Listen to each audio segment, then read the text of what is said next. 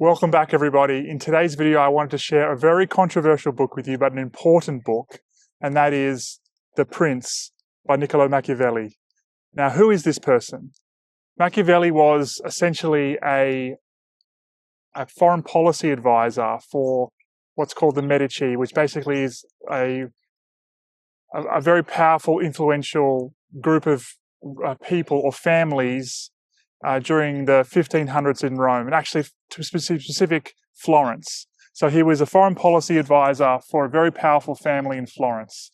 And the original manuscript of this was written in the 1500s, but it is more and more relevant today than ever. So many of you may have heard of the 48 Laws of Power. Robert Greene discusses in detail that many of the concepts within the 48 Laws of Power are actually just concepts from this book. And I read the book recently, and as always, lots of markups throughout the book. But there are three key takeaways that I wanted to share with you today. First and foremost, this book, you may not like the content of this book. This book talks about essentially manipulation, power, and control. Something that can be unsettling for some people, but I think it's also very important that you at least read this stuff and understand it, because it's out in the world whether you like it or not. The first key takeaway from the book that I learned was that he argues quite effectively that if an effective ruler or leader must, begin with the end in mind, firstly, but also he argues that the ends justify the means. And if you do something that is morally questionable or maybe completely morally bankrupt, but it meets your end goal, in this book he argues that it's ultimately worth it. And again, not something that you'd want to advocate in every area of your life, but in games of power and control, that ruthlessness, it becomes essential. Number two, and it kind of follows on from that, he talks about accepting the world for what it is, not what you'd like it to be. And he goes into quite a great deal of detail around specific examples through history where people were basically, the only thing that is a constant is self-interest and people wanting to better themselves. And so you can have this idealistic worldview where, people are good and people are kind and, people are going to do the right thing. But that's not always the case. And he advocates for a very pragmatic view that there's two things you should rely on: selfishness and fear. And so if you can make people greedy or you can make them fearful, similar to the quote from Napoleon that there's only two levers that move a man: fear and self-interest. Again, a controversial concept, but a concept that's really, really important. The last thing that I guess is discussed in this book, and is by far the most famous, is he asks a question directly: is it better to be loved or feared? And he argues really well, actually, that it's better to be feared than loved. I'll tell you why. In the book, he describes love as being fickle.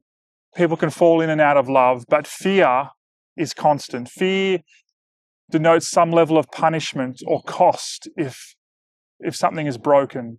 And on that basis, he very much aims at people who are looking to be effective leaders. Ideally you'd like to be both, but that is not always possible.